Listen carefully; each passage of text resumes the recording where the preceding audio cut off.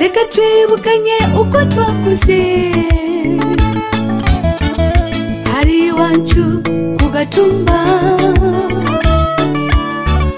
twabayeho mu buzima bubi bwo kurya duhangayitse, iminsi yose tafungura turushe, ababyeyi batuzura ijoro ati vyuka tugende mu kazi, mu kuronka ico kurya twarahangayika, tudaciye ingero ntitwafungura, twibuka ababyeyi badukangugisha ibirago ngo turonka aho turyama, twiwe nje abandi barara ku mamatera, twakora dusaba Imana ngo tuvane muri ubu buzima, dusezerana n'Imana ko niyatuvana mu buzima ko tuzoyikorera cyane, twiyemeza ko tuzibuka babaye mu buzima bubi nubwo natwe twabayemo, none ubuzima twarabuvuyemo, ubu twibera mu bisagara, hari n'abandi Imana yahezagiye baja mu mahanga, ubu ntitukikibuka Imana yadukuye, twari dukwiye kwibuka Imana yadukoreye, tugapfukama tukayishimira,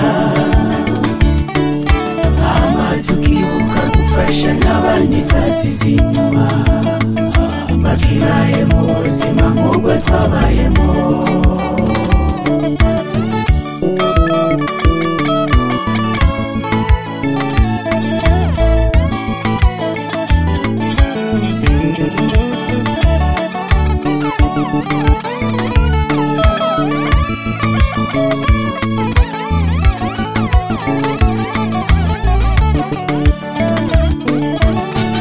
Urabayeho wumva unezerewe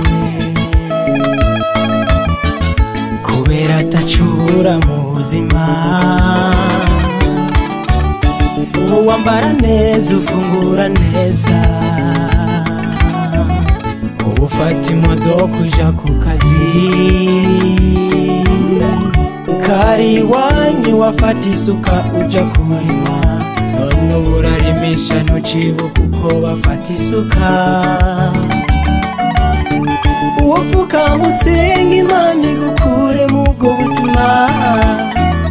none raba yarabugukuyemo, twari dukwiriye gushimira Imana ku byo yadukoreye, tukibuka gufasha abagezi bacu twasize inyuma, ubuzima nabo babayemo ntibabwishimira, kuko iminsi yose bajya barushe,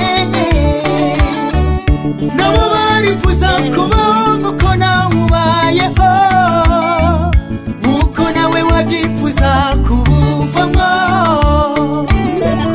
kuba Imana yarabugukuyemo si uko warusha akaranga abandi, ahubwo n'ubuntu yakugiriye, dukwiye kwibuka Imana yadukoreye, hama tugapfukama tukayishimira, hama tukibuka gufasha n'abandi twasize inyuma, bakibaye mu buzima nk'ubwo twabayemo, twari dukwiye kwibuka Imana yadukoreye, hama tugapfukama tukayishimira, tukibuka n'abandi twasize inyuma, tukibuka gufasha n'abandi twasize inyuma, bakibaye mu buzima nk'ubwo twabayemo, twari dukwiye kwibuka Imana yadukoreye, tugapfukama tugasenga, tukayishimira, tukibuka gufasha n'abandi twasize inyuma twasize inyuma bakibaye mu buzima nk'ubwo twabayemo